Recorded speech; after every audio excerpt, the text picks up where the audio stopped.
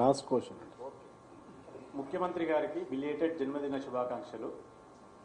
కేంద్ర ప్రభుత్వం రాష్ట్ర ప్రభుత్వానికి సహకరిస్తుందా? సహకరిస్తే ఇప్పటి వరకు ఎన్ని నిధులు వారు ఇచ్చారు, మీరు తెచ్చారు? కేంద్ర ప్రభుత్వంలో రాష్ట్రం నుంచి ప్రాతినిధ్యం వహిస్తున్న వాళ్ళు అడ్డం పడనప్పుడు మంచిగా సహకరిస్తున్నారు.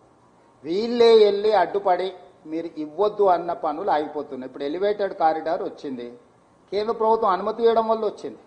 ఈరోజు 26,000 crores డెట్ రీస్ట్రక్చర్కి 11.90% వడ్డీ, 12 సంవత్సరాల పీరియడ్లో ఉన్న లోన్ని కేంద్ర ప్రభుత్వం సహకరించడం వల్ల 7.25 rate of interest, 35 years loan టెన్యూర్కి రీస్ట్రక్చర్ చేసుకున్నాం, డెట్ రీస్ట్రక్చర్. దాంతో ప్రతి సంవత్సరం 4,000 కోట్లు రాష్ట్రానికి అదనంగా వనరులు వచ్చే అవకాశం ఉంది. 35 సంవత్సరాలు అంటే దీని మీద కట్టే అసలు మిత్తి ప్రతి సంవత్సరం 4,000 కోట్లు మిగులుతుంది. ఈరోజు northern part regional ring road కూడా ఒక కొలిక్ వచ్చింది, సదరన్ పార్ట్ని ఇంకొక పక్కకు తీసుకున్నాం. బుల్లెట్ ట్రైన్కు in principle they have agreed. ఈరోజు హైదరాబాద్ బెంగళూరు కానీ, హైదరాబాద్ శ్రీశైలం కానీ, హైదరాబాదు అమరావతి వయా బందర్ పోర్ట్ కానీ రోడ్లకు ఆల్మోస్ట్ ఒక కొలిక్ వచ్చినాయి. విజయవాడ హైవే ఈరోజు 8 lanes విస్తరణకు 10,000 కోట్ల రూపాయల నిధులు మంజూరైనాయి. సో ముఖ్యంగా జంట నగరాలలో కిషన్ రెడ్డి గారే స్వయంగా ఎంపీగా మంత్రిగా ప్రాతినిధ్యం వహిస్తున్నారు కాబట్టి జంట నగరాల్లో ఉన్న సమస్యల్ని ఆయన బలంగా అడ్డం పెట్టి ఆపుతున్నాడు. రూరల్ ప్రాంతంలో ఉండాల్సిన ఇష్యూస్ కొంతమంది మంత్రులకి ఈయన చెప్పలేకపోతున్నాడు, ఈయన చెప్పినా వాళ్ళు వినడం లేదు. దాంతో మనకు కొంత సహకారం అందుతుంది. కేంద్ర ప్రభుత్వంతో వివాదాలు తగాదాలు రాష్ట్ర ప్రభుత్వం పెట్టుకోదలుచుకోలేదు. మేము పన్నులు వాళ్ళకి కడుతున్నాం, వాళ్ళ నుంచి నిధులు మేము రాబట్టుకోవాల్సిందే. రాబట్టుకోవాలంటే ఒక్కడికి 10 సార్లు వెళ్ళి కలవాల్సిందే. ఏది కూడా ఒక్కసారి కలిస్తే, ఇప్పుడు మీ పాత్రికేయుల సమస్యలే ఉన్నాయి, మీరు 50 సార్లు కలిసి ఉంటారు దీని పరిష్కారం కోసం ప్రభుత్వంతో. ఒకటొకటి ఒక అడుగు ముందుకు పడుతున్నది.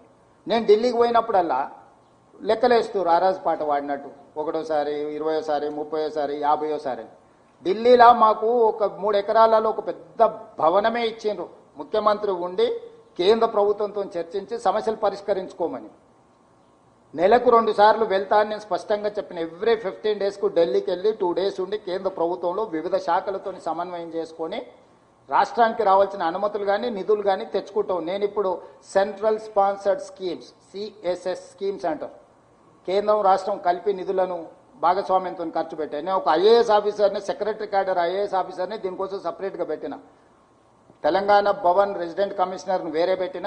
కేవలం గవర్నమెంట్ ఆఫ్ ఇండియా నుంచి రావాల్సిన స్కీములకు సంబంధించిన అనుమతులు నిధులు తెచ్చుకోవడానికి ఇంకొక IAS ఆఫీసర్ని పెట్టి మొత్తం స్ట్రక్చరే డివిజన్ చేసిన. సో ఇవన్నీ కూడా వీటి ఫలితాలు ఇవ్వడానికి కొంత సమయం పడుతుంది. కేంద్రం కూడా ఇప్పుడే కొంచెం గతంలో ఉన్న ప్రభుత్వ విధానానికి ఇప్పుడున్న ప్రభుత్వ విధానానికి తేడా ఉంది. ప్రతిసారి గవర్నమెంట్ స్కీమ్లా ఫస్ట్ క్వార్టర్ వాళ్ళు ఇచ్చేస్తారు. మనం మ్యాచింగ్ గ్రాంట్ కలిపి ఖర్చు పెట్టి యూటిలైజేషన్ సర్టిఫికేట్ ఇస్తేనే సెకండ్ క్వార్టర్ ఇస్తారు. ఫస్ట్ క్వార్టర్ రాగానే తినేసి ఏ యూసీ ఇయ్యలేదు 10 ఏళ్ళు. ఇప్పుడు వాటన్నిటిని స్ట్రీమ్ లైన్ చేసి ఏ విధంగా కేంద్రం నుంచి 60% వస్తే ఎంబడే 40% అందులో కలిపి మేము పేమెంట్లు రిలీజ్ చేస్తున్నాం. అందుకే కేంద్రం నుంచి వచ్చే నిధులు పెరిగినాయి. రేపు వచ్చే అసెంబ్లీలో మొత్తం ఈ 2 సంవత్సరాలలో ఎన్ని కేంద్రం నుంచి తెచ్చుకున్నాం, ఎన్ని కలిపి చేసినాం, మొత్తం ప్రజలకు వివరాలు చెప్తా. కేంద్రంలో తెలంగాణ నుంచి ఉన్న మంత్రి అడ్డం పడని విషయంలో తెలంగాణలో కూడా అందరు కాదు, ఓన్లీ కిషన్ రెడ్డి గారు ఎందుకో, KTR ఇద్దరు బ్యాడ్ బ్రదర్స్ ఇద్దరు ఎందుకో బ్యాడ్ మైండ్ సెట్లు ఉన్నారు. మిగతా బీజేపీలో ఎవరితో కూడా ఏం పెద్ద సమస్య లేదు. Only these 2 bad brothers are doing all these bad things. యాగస్వామి అమర్ గారు అడిగిన తర్వాత సార్ మీరు అడిగి బాబు మైక్. సార్ ముఖ్యమంత్రి గారు ఇంట్లో నిన్న పెళ్ళైంది సార్, లంచ్ కొరకు చాలా మంది వెయిట్ చేస్తున్నారు కాబట్టి మనం లాస్ట్ ఒక 2-3 questions ఫినిష్ చేద్దాం, తర్వాత లాస్ట్లో శ్రీనివాస్ రెడ్డి గారు అడుగుతారు. సార్ ముఖ్యమంత్రి గారు, మీరు కొద్ది మాసాల క్రితం పబ్లిక్ డయాస్ మీద ఒక మాట అన్నారు. ఏంటంటే ఢిల్లీకి పోతే వీడు చెప్పులు ఎత్తుకపోతాడేమో అని భయపడుతున్నారు మమ్మల్ని చూసి అన్నారు. ఆ పరిస్థితి ఏమన్నా మారిందా? ఎందుకంటే ఇప్పుడు 2 years అవుతుంది, ఇంకో 1 నెల రోజులు అవుతే 2 సంవత్సరాలు పూర్తి అవుతుంది కాంగ్రెస్ మళ్ళీ అధికారంలోకి వచ్చి. మీరు తర్వాత 8 సంవత్సరాలు ఎట్లా డెవలప్ చేయబోతున్నాం రాష్ట్రాన్ని అని చెప్పినారు. ఈ 2 సంవత్సరాల కాలంలో గుణాత్మకంగా ఆ పరిస్థితిలో మార్పు ఏమన్నా వచ్చిందా? ఇప్పుడు ఢిల్లీ పోతే మిమ్మల్ని చూసి అంటే మీ మంత్రులను మీ అధికారులను చూసి చెప్పులెత్తుకుపోయే వాళ్ళు అని భయపడకుండా ఉండే పరిస్థితి వాతావరణం ఏమైనా ఏర్పడిందా? వచ్చింది. ఇప్పుడు ఆ మార్పు వచ్చింది కాబట్టి పనులు కదులుతూ ఉన్నాయి. ఇప్పుడు ఒక నమ్మకం వచ్చింది, వీళ్ళు వాళ్ళలాంటి వాళ్ళు కాదు అని. ఇంకా బాగా చేస్తారు అనే దానికి ఇంకా కొంచెం ముందుకు తీసుకెళ్ళాలి. పాతోళ్ళు కొత్తోళ్ళు కొంచెం తేడా ఉంది.